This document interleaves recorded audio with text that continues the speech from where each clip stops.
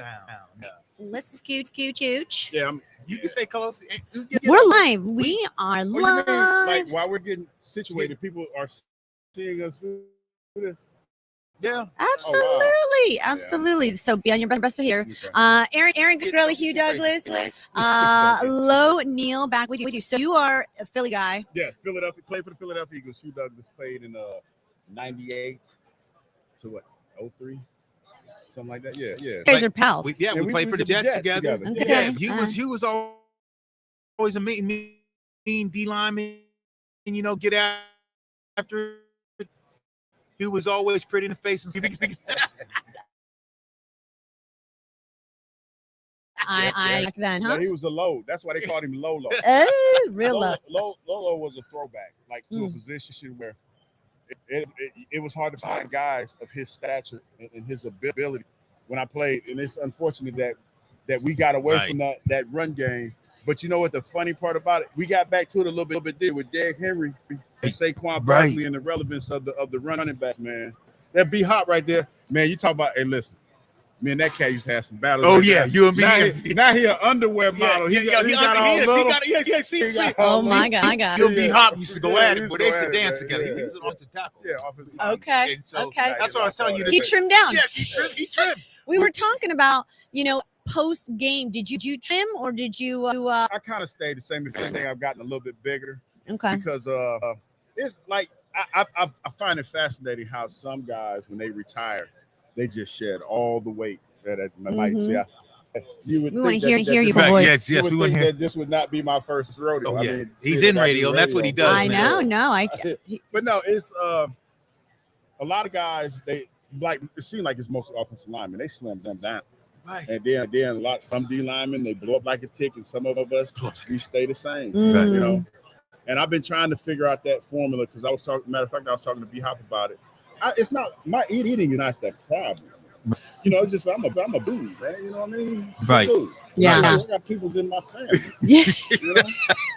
Yeah, Erin, he's got big people in his. Look, he's a big man. Just long as the pants fit too tight, I can still get them 42s. And I'm good to go. Oh, he could do the splits too. You could. And he was agile. I don't know about doing the split. Oh, no, that's amazing. we mean flexible because we were doing stretching. Right. For a big guy. The women loved him. Oh, back really? She said, really? She said, like, really? I mean, we just had the Old Spice guy come by, no shirt on. Have you seen him yet? Around with a cane. You know I got a cane, right? He got a cane. Didn't he hurt his leg or something? Yeah. What? Pickleballing. Pickleball. He played pickleball. Can you play pickleball? No, blew out his Achilles playing pickleball. No. He retired now. You know what's funny? The thing about when you get this certain age, okay, certain things that tend to go quickly is your lateral movement. Mm. You got no lateral movement, not to be fooled. Oh, right. We were accustomed to like certain bursts of speeds and all this stuff in the lateral movement. You do that now, you liable to hurt yourself bad. Or others, right? Yeah, you can't. So I don't. Liability. Timber. So wait, what are your specs now? How tall are you and how much do you weigh? I'm 285 pounds. 285 freaking pounds. That is it. I like to be in the 230 range, the little sports car type of range. Little slimmer. Two-seater. Yeah. What like 200? Do people mess with you when you're 285 pounds? I mean, do you get a lot of people chirp? Yeah. People chirp every day. Really? Okay, yeah. Well, so because they chirp everybody saying I carry a man bag. They be chirping on a Merce. I mean, I can't believe they're gonna take 185 pound man. They're gonna say a word to you. That's crazy. True story. On the way here, right? I was driving to the airport, right? So a guy's like I'm trying to turn one way, and I was like, hey, you got to go past. So I'm trying to turn that way. So we're yelling and screaming at each other. And he was like, F you. And I was like, no, F you. He was like, well, get your butt out the way. And I was like, no, you get your butt out the way. And then he said, hey, have a nice day. And I said, you too. That's amazing. Shut up. That's Philly. And that's the type of interactions that you have in Philadelphia. Man, Philly's a unique place. Yeah. It really, really, really love it there. The people are crazy. It's a unique place. They are devoted to their football team. Oh, yeah, How did they're 4 for 4. how They're did you devoted to everybody. I cover the Rams. How did you feel about what Verse had to head? I said I don't have a problem with what Jared Verse said, and to be totally honest, he backed it up. Yeah, he did. Came to play. Yeah, 2 I sacks. like his game. Yeah, But okay, Jared, if you're listening, you did get the first time Jordan Mailata did put hands on you, and I respect the fact that you came back after that and you put hands on him. That was the beautiful thing about because initially they were going at it. Right. Like, he got the best Jared. Yeah. Jared's a young cat, and a lot of times when you beat young cats like that, they get a little intimidated. He wasn't. Yeah. I like his game. Yeah. He's gonna be okay. Yeah. Especially when you talk about Aaron Donald leaving. Right. Yeah. And then you're going in the draft. Mm-hmm. And I like the other young guy that you got too. Braden Fisk. Oh, I Yeah. like him too, Yeah. man. Is that Jason Fisk's son? Oh, I don't know about that. I like him too. Probably. Yeah. Because he's a bad man too. He's a yeah. bad- I like that. Yeah. Because if he doesn't get hurt in that game against us, it might That be a game came down to the different wire game. still. Yeah, They had a it's chance. different They're game. going down to score. I thought the Rams had a chance to I that like game. that bravado Yeah, out yeah. of young cats play with, man. I really do. But to your point, I kind of long talk a little bit. It's all good. But back to your No, point. we love it. I didn't have a problem with what he said. Yeah.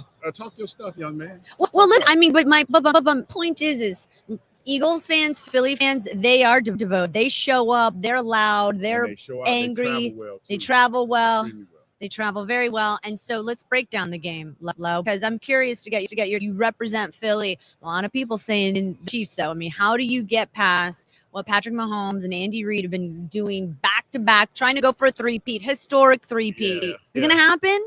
I think it's going to happen. I think that when you look at the way that Patrick Mahomes is playing right now, he's not having statistically, he's not having his best season, but they're still finding ways to win. And I think that when you look at teams that do that, that's what the Philadelphia Eagles all year long with Jalen Hurts, and he's been under a lot of scrutiny for not on the ball around the schoolyard and all this other stuff.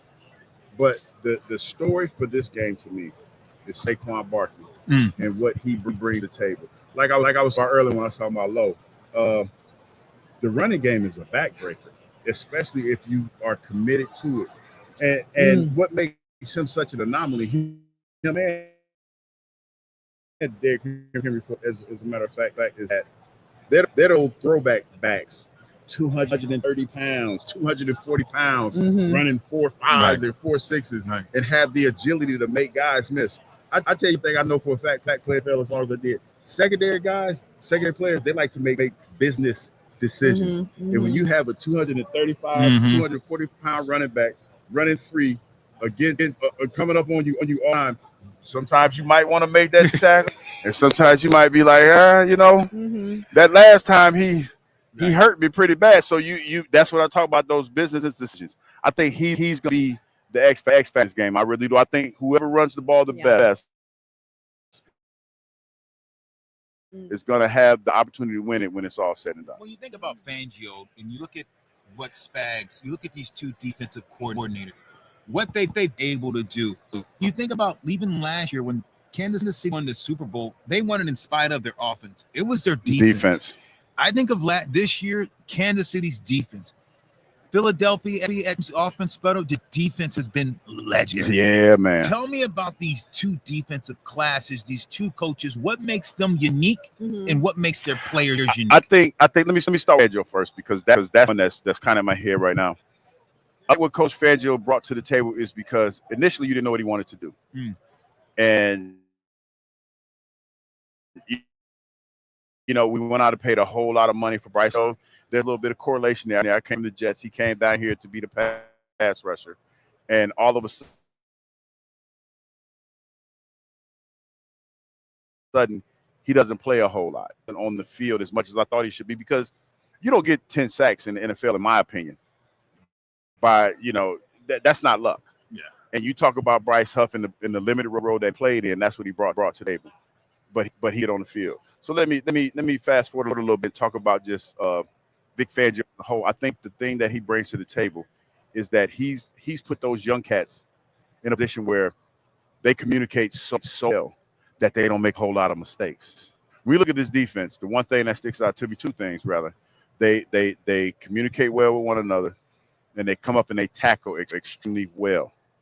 And you know just as well as I do, like I said, those businesses and cities. Right. Some guys, when you leave them on the island, they don't want to make that play. Nope. Then you that's a 20 or 30-yard gain. This Eagles defense, and especially on the back end, they tackle well, they pursue to the ball. And in this game, that's between a touchdown and holding the team and making them kick a field goal because you got guys running to the ball and making those tackles. They tackle extremely well. Yeah. What Kennedy, when you think about their receiver, Worthy, rookie, impressed with the rookie stepping on the field and just the way that he's playing, or it's not that he's a route runner, it's speed. Kansas City doesn't necessarily have a great receiver. But they got guys that know how to get open and they work well with their quarterback.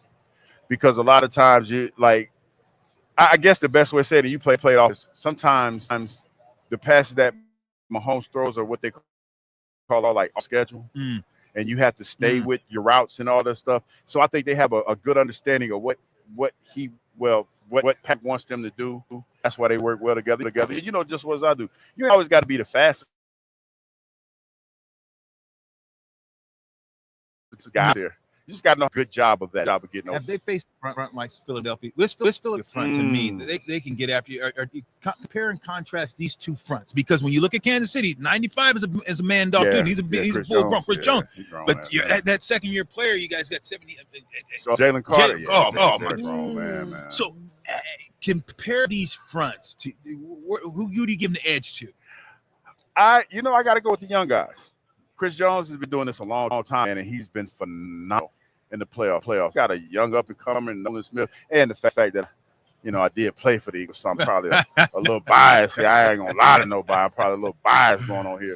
You got that Jalen Carter.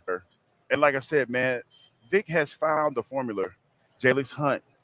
Like, these guys are making contributions. These young guys are making contributions at a time where, back in the day, we played low. If you was a rookie, the one thing that you had to do, if you didn't know your playbook, you didn't get on the field. No.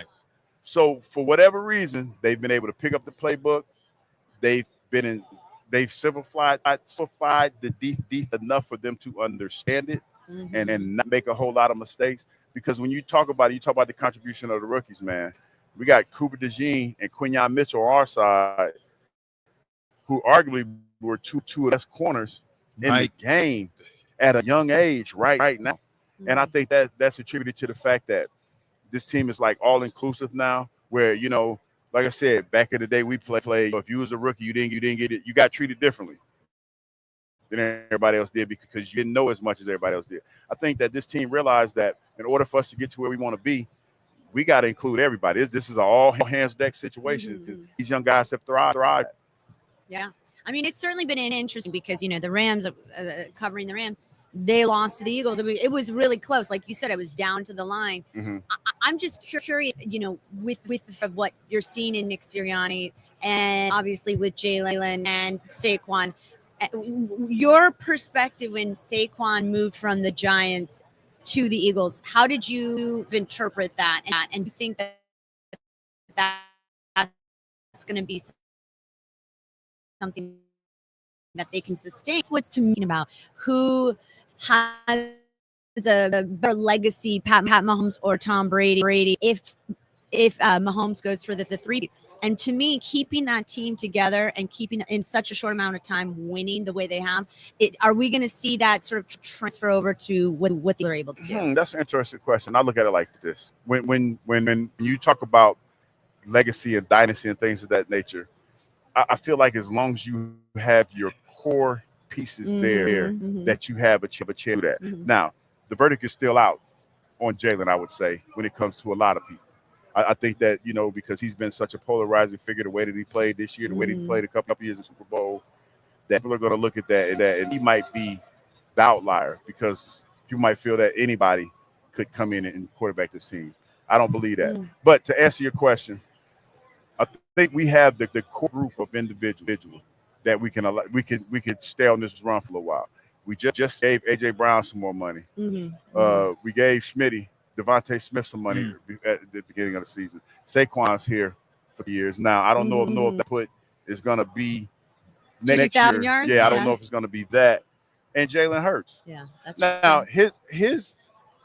and I know it's probably not fair to say, but that's his leg is going to be defined this weekend as far as who he is. You know, you see a guy where do you go if you decide to turn the page from Jalen? He can run. He can throw the ball. Thing. But that's the thing, though. We live in a day and age where that position is asked to do the absolute most, and probably is the least prepared for asked to do. Do you want him or Dak? Honestly, if you're asking me right now, juicy. Because that's a juicy question. You know, it's funny because that was presented to us early in the year, and in a vacuum, I think that most people say Prescott because of what he's accomplished. But this is the thing. What would you say? Can Dak run that? Let me tell you. This is I coined this phrase, Lord. I'm about to drop on you.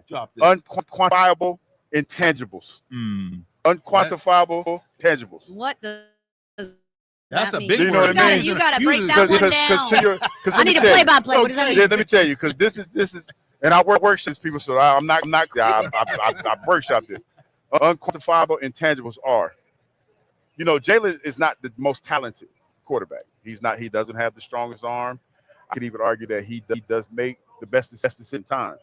But I can't argue. He wins. That part. Unquantifiable intangibles. Oh, interesting. I see. And then when people say, "Well, what do you mean? Quarterbacks, dog? What other measurement do we measure quarterbacks? Win, loses. Wins and losses. And people get mad when you say, "But all he does is win."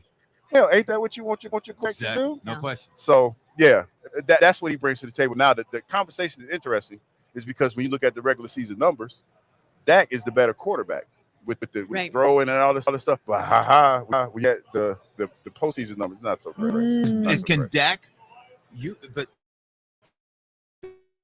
Philadelphia's offense is predicated because Jalen can read and pull and run. Yes. Dak's not that guy. No, so is Philadelphia's offense, would it have, if you did make that trade, would it have to adapt for him? That's the thing. Yeah, see, that's one of them unquantifiable intangibles that we talk about. I like that. I'm gonna use that. Yeah. Before I say that 5 times, Lorenzo. I'm gonna ask you this. Before you give me the final score and who wins, name me where you give the edge as far as players and coaches on both sides. Well, definitely the quarterback and the head coach edge goes to the Kansas City Chiefs. There's no question about that. I would say the athleticism of the team as a whole goes to the Philadelphians. I'll give you that. And I would say not the best player, but the second best player on the field is Saquon Barkley. Saquon Barkley. Call him what you want, because the boy put wings on him. Fly. Put wings on him, he'll fly. I think, and we'll let you go. Thank you again for joining us too. I think what makes last year, right? Niners are a more talented roster, maybe. You could say that about the Eagles. What makes this year different? Because it's just like they can't seem to get past about the 49ers. Yeah, I'm just saying year what after year. Different. Yeah, what makes this and more like quote unquote Philly. So he's saying what's it different? I see what you're saying. You're saying 49ers had the same. You make the same argument for the 49ers last year. Why is it going to be different with the Eagles? Yes. Why are they going to win? Why are they going to win? Why are they going to win this game? It's because I think that it's been tested all year. Y'all probably would notice, but our coach had a meltdown about week 4 in the season when he cut his hair off. I think could have made or break this team, because now there's a question about what the coach does and all this other stuff. But you know what ended up happening? The team rallied around the coach, and they went on a run. Only game that they ended up losing towards that time of the year was against the Washington Commanders. Then they went back and exacted revenge on them a few weeks later. Yeah, they did. So it's one of those things where I just feel like it's a team of destiny. I feel like the way that the way this season has for them, that they have to finish this up. And the way Saquon Barkley has played, this is a superhero's origin story initially, and now Saquon Barkley has to go out and become whatever superhero that you insert there. But that's what that is. So you think he can take on Thanos? I think he can. I think the Avengers have assembled, and they play for the Eagles. I love it. I love it. I love the throwback. I'm learning about Low in the day, and you guys having fun. Thank you so much for jumping thank on. you for having me. I think it's going to be a fun game regardless. Oh, no question about it. And you can't deny Jalen Hurts and Patrick Mahomes, like the new era quarterbacks, right? It's good. It's going to be a good one. Young Thundercats. That's right. Yeah. Thundercats. Right. Oh. All right. Well, listen, we're going to take a quick break. All righty then. Hugh, go have some fun. And Lo and I will be around. We'll be right back. Go Birds. Let's get a stick. Let's get a stick. Yeah, Let's that's get a cigar, man. definitely. Let's get Erin in. I'm getting her in. Definitely. Oh boy, sounds good. I'm in. All right, bye guys. We'll be right back.